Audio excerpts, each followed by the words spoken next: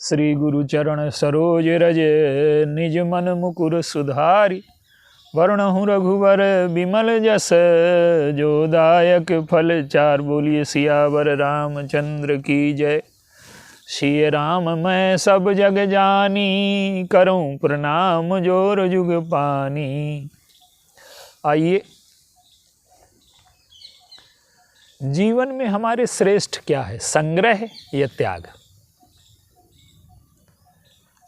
दोनों के पक्ष विपक्ष में कुछ है, लेकिन जीवन को जो देखने की दृष्टि है हमारी, वो अधूरी है। एक दृष्टांत के माध्यम से इसे समझने का प्रयास करते हैं। प्रताप भानु जंगल में भटक गया, शिकार खेलने गया था, सुअर के पीछे लगा तो जंगल में भटक गया, अकेला हो गया। और जब वो पहुंचा तो एक कपट मुनि बैठा है। कपट मुनि वास्तव में वो व्यक्ति है जिसे प्रताप भानु ने परास्त किया था, कालकेतु है। तो मुनि का वेश बना करके बैठा हुआ है। प्रताप भानु उसे त्यागी समझ करके प्रणाम करता है, आदर करता है उसका। तो हमारा जो दृष्टिकोण है जीवन जीने का, वो एकांगी है, एक पक्षी है, असंतुलित है। क्यों? कि भोग और त्याग जीवन की दोनों समान आवश्यकताएं हैं, लेकिन व्यक्ति का जहां तक बस चले तो वो भोगों के पक्ष में है। आप देखिए, भोग जीवन की आवश्यकता है, भोग के बिना जीवन नहीं चल सकता। लेकिन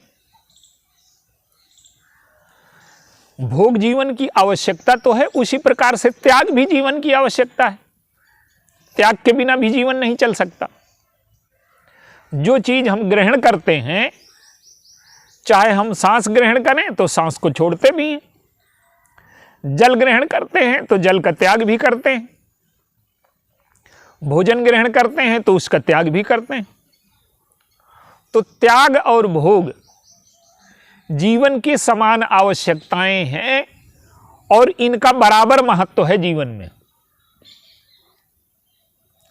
लेकिन मनुष्य की प्रकृति क्या है? उसका बस चले तो वो संग्रह के पक्ष में है, उसका बस चले तो वो लेने के पक्ष में है। उसे लेने में तो आनंद आता है, देने में आनंद नहीं आता।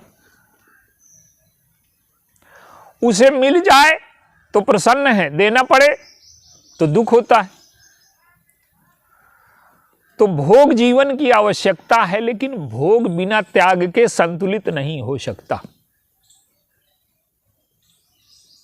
तो प्रताप भानु जाता है तो उसको त्यागी समझ करके प्रणाम करता है। देख सुबेश महामुनि जाना। वो पराजित है, पीड़ित है, और वो जो त्यागी है वो सहज त्याग नहीं है उसके जीवन में। वो विवेक से त्यागी नहीं हुआ है, वो भगवान के पाने के लिए त्यागी नहीं हुआ है, वो भक्ति ज्ञान वैराग्य और समाज कल्याण के लिए त्यागी नहीं हुआ है, वो परिस्थिति जन्य त्यागी है। तो हमारे जीवन में जो लोभ का चश्मा लगा हुआ है, जो स्वार्थ का चश्मा लगा हुआ है, इस चश्मे से जब हम किसी को देखते हैं तो दिए लोभ चश्मा चखिन लघु बड़ो दिखाए। तो लोभ और आवश्यकता का चश्मा छोटे को भी बड़ा बना देता है।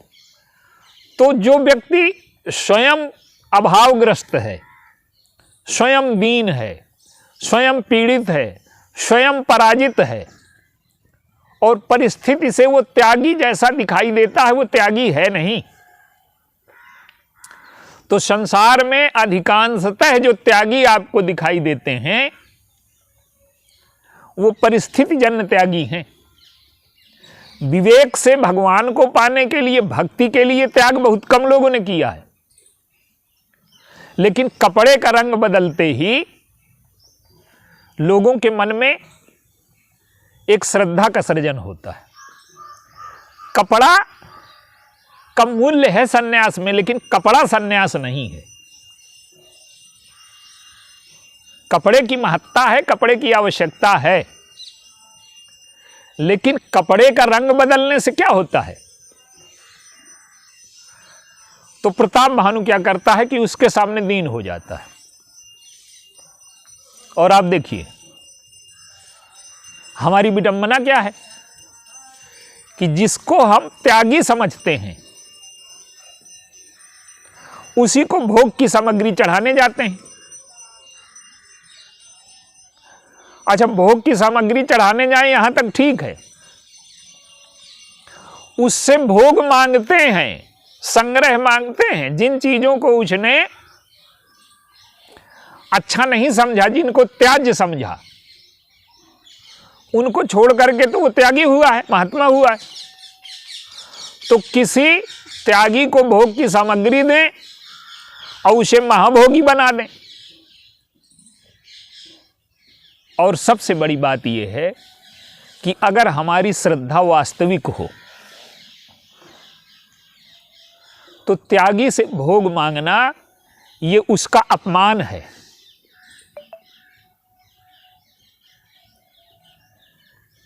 हम अगर उससे वास्तव में प्रभावित हैं तो हमको कहना चाहिए कि हे महाराज, जैसे आपका जीवन है त्यागपूर्ण, शांति से ईश्वर की भक्ति, तो हमें ईश्वर की भक्ति दे दीजिए। हमारे जीवन में त्याग आ जाए, हमारे जीवन में वैराग्य आ जाए, हमारे जीवन में शांति आ जाए, हमें जीवन की मिठास दे दीजिए। तो हम उसे भोग की सामग्री देंगे और उससे भोग की वस्तु मांगेंगे। तो ये उसके विवेक का अपमान है और अपनी श्रद्धा का भी अपमान है। तो ये जीवन को देखने की अवास्तविक दृष्टि है। अब देखिए, सुखी कौन है? प्रताप भानु सुखी है कि वो सुखी है? प्रताप भानु का जो चरित्र है वो संग्रह के खोखलेपन को प्रकट करता है, और कपट मुनि का चरित्र जो है वो त्याग की कलई खोल देता है। प्रताप भानु के पास क्या नहीं है? संग्रह और भोग की सारी सामग्री उसके पास है।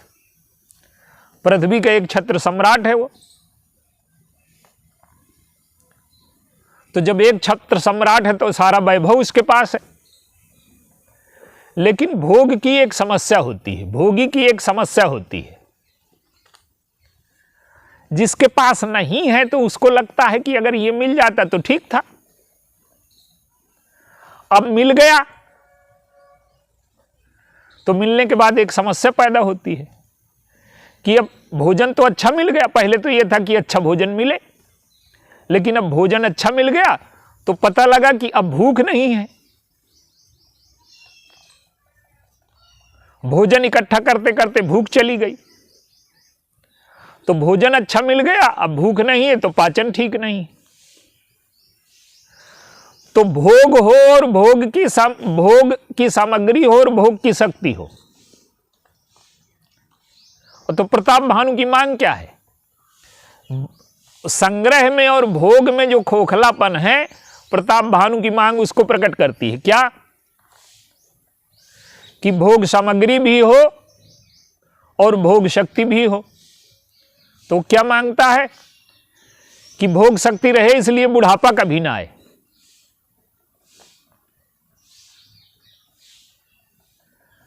जरा मरण दुख रहित तनु, बुढ़ापा ना आए और ये चीजें हमसे छिन न जाएं।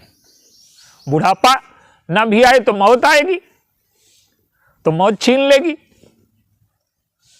तो बुढ़ापा ना आए और मौत ना आए, सदैव जवानी बनी रहे और मौत ना आए। तो जरा मरण, बुढ़ापा ना आए और मौत भी ना आए, लेकिन अगर कोई रोग हो जाए तो भी समस्या है। तो कहता है कि न बुढ़ापा आए और न मृत्यु आए और जीवन में कोई दुख भी ना आए। ये संग्रही की, भोगी की समस्या है। वो चाहता वही है जो प्रताप भानु की मांग है, वही हमारी सबकी मांग है। तो जरा मरण दुख रहित तनु, और ये सब हो जाए और कोई हमसे शक्तिशाली हो तो छीन ले। तो वो कहता है कि जरा मरण दुख रहित तनु समर जीते जन कोई मुझे जीत न पाए। अच्छा, इतना मिल जाए तो संतुष्ट हो जाओगे? कहता है कि नहीं। जरा मरण दुख रहित तन समर जीते जन कोई, और एक छत्र रूपहीन महिराज कल्प सत होय। एक छत्र राज्य रहे और कोई शत्रु न रहे मेरा, और 100 कल्पों तक मेरा राज्य रहे। अब जो संग्रही है, जो भोगी है, वो चाहता यही है, पर यह संभव है क्या? सुख की मात्रा और उसके इस स्थायित्व को लेकर के मनुष्य के मन में बड़ा आग्रह है। तो ये जो संग्रह का खोखलापन है, हम लोगों को लगता है कि हमारे पास होता तो हम प्रसन्न होते, लेकिन प्रताप भानु के पास वो है जो कुछ व्यक्ति के पास हो सकता है बाहर से। आज तो उस स्थिति में कोई नहीं। अमेरिका भले ही इतना शक्तिशाली है, पर उसके प्रतिद्वंदी राष्ट्र हैं। और प्रताप भानु तो एक छत्र सम्राट है पृथ्वी का। सकल अवन मंडल तहि काला, और एक प्रताप भानु महिपाला। तो भौतिक भौतिक समृद्धि की सीमा में भी पहुंच करके ऐसा व्यक्ति अंदर से दरिद्र है।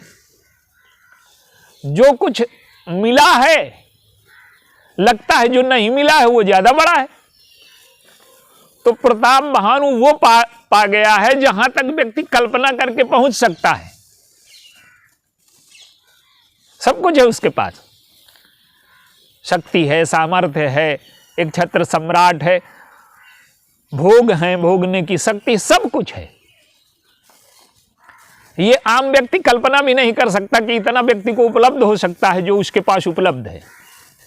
लेकिन जो मिला है, जो उपलब्ध है, उसकी तुलना में बहुत थोड़ा लगता है जो उसकी मांग है। तो संग्रह का जो खोखलापन है, भोग का जो खोखलापन है,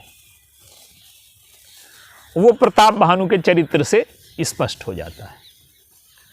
तो संग्रह श्रेष्ठ है, लेकिन संग्रह के साथ यदि त्याग न होगा तो जीवन में संकट और दुख खड़े होंगे। हम भोजन कर लें और उसका त्याग न करें तो मर जाएंगे। तो त्याग और भोग दोनों समान हैं जीवन में। अब देखिए, संग्रह का खोखलापन प्रताप भानु के चरित्र से प्रकट होता है, और त्याग का खोखलापन,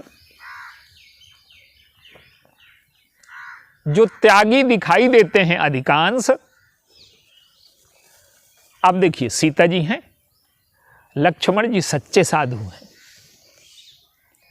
14 वर्ष तक साथ में रहे हैं, हर प्रकार से उनका चरित्र परखा हुआ है। लक्ष्मण जी सामान्य वेश में हैं, गृहस्थ वेश में हैं, तो लक्ष्मण जी पर भरोसा नहीं है।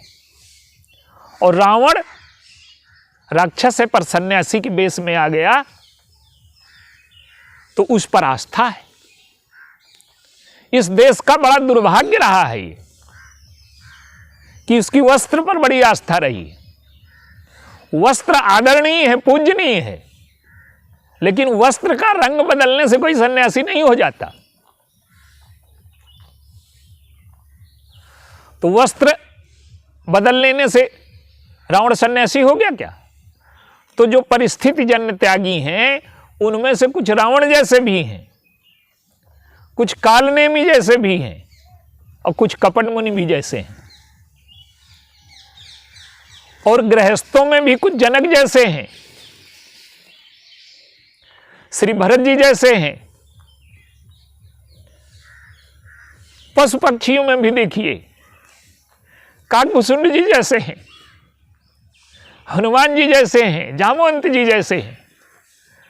तो किसी वस्त्र से किसी शरीर से कोई महान नहीं हो जाता। काकभूषण तो कौआ होकर के भी सबसे महान है। शंकर जी जिनकी कथा सुनने जाते हैं, हनुमान जी बंदर होकर के जगत पूज्य हैं। अब उन्हें कहना, अब वो तो बेस उन्होंने स्वीकार किया है, वो तो भगवान शंकर हैं, लेकिन उन्होंने ये बताया कि किए कुबेसु साधु सन मानु, जिम जग जामवंत हनुमानु।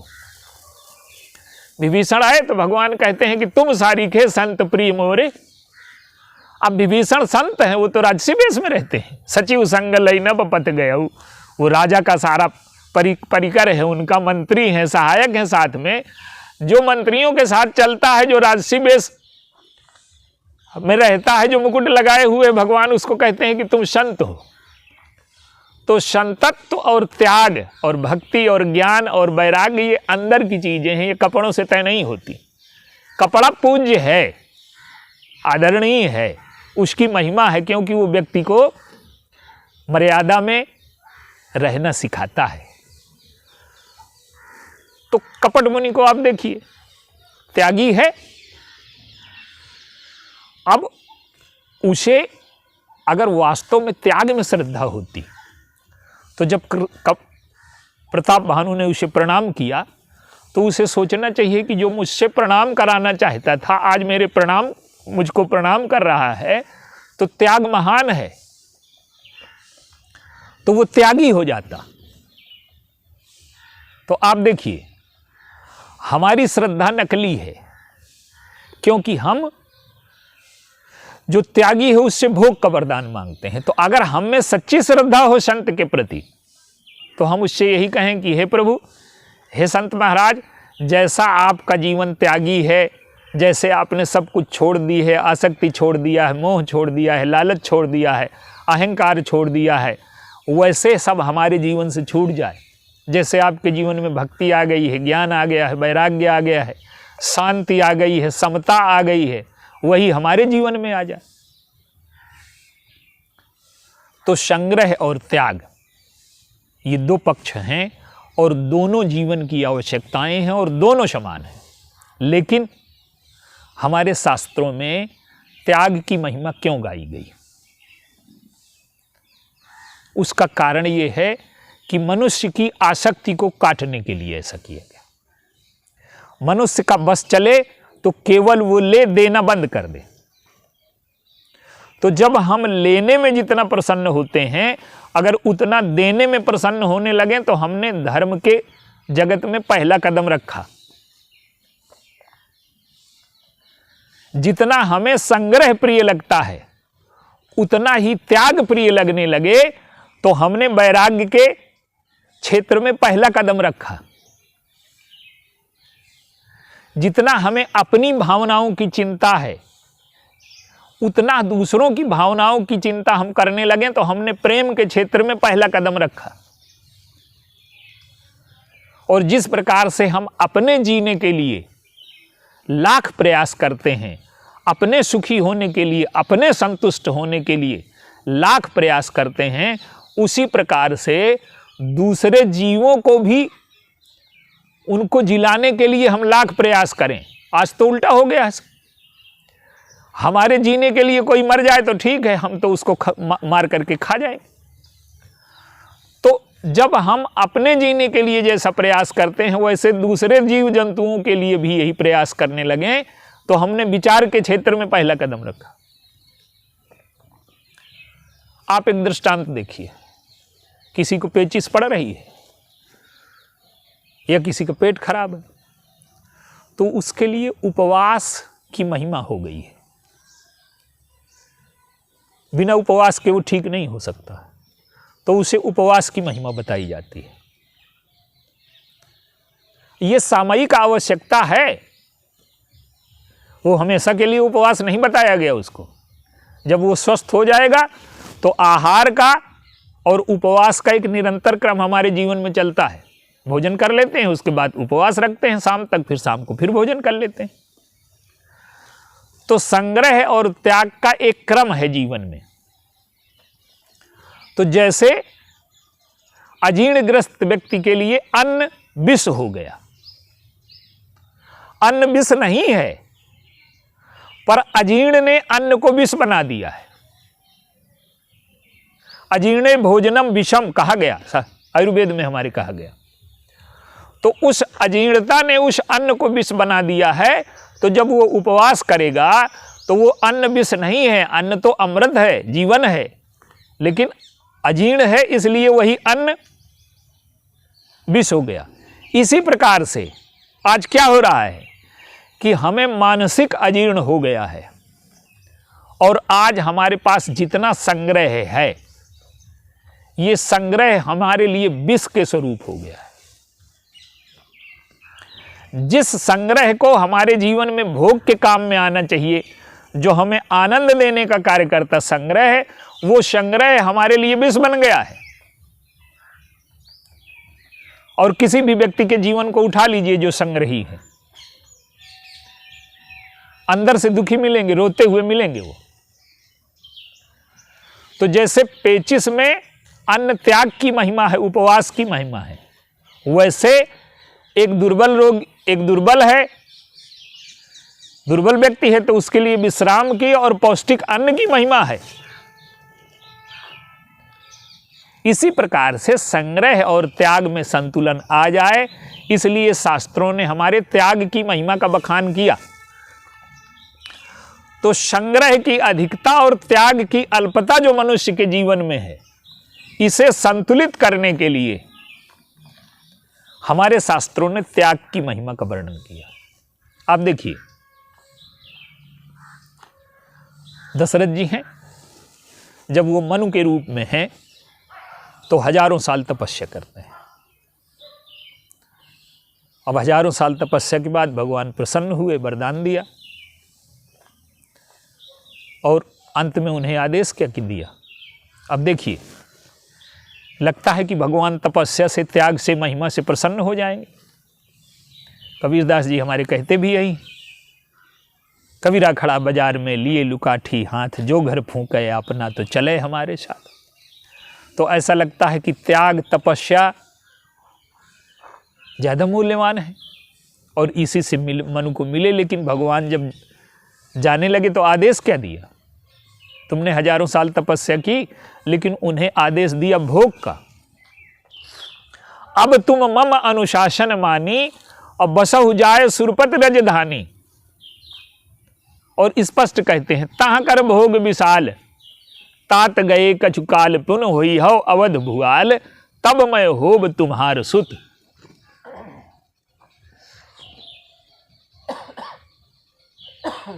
तो इतने हजार साल तपस्या के बाद उन्हें भोग की आज्ञा दी गई।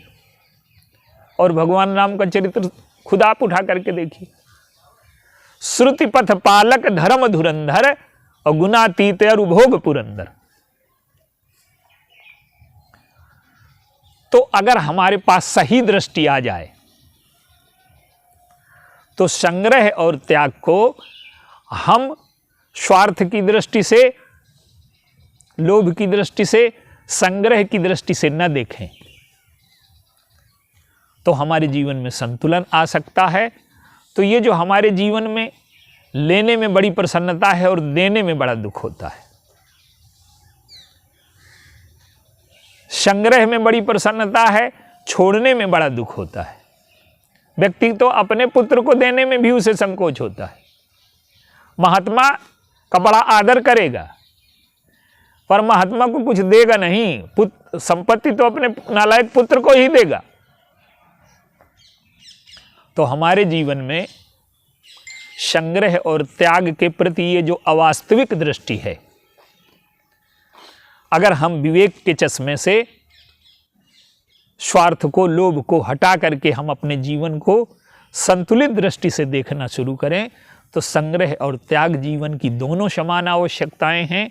दोनों की आवश्यकता है। परिस्थिति विशेष में कहीं त्याग का महत्व हो जाता है और परिस्थिति विशेष में कहीं संग्रह का महत्व हो जाता है। आप देखिए, कैकेयी अम्बा ने कह दिया कि तुम वन चले जाओ। कैकेयी में संग्रह की वृत्ति नहीं है, छीनने की वृत्ति भी आ गई है। और छीनने की ही वृत्ति नहीं, दूसरों को दुख देने की वृत्ति आ गई।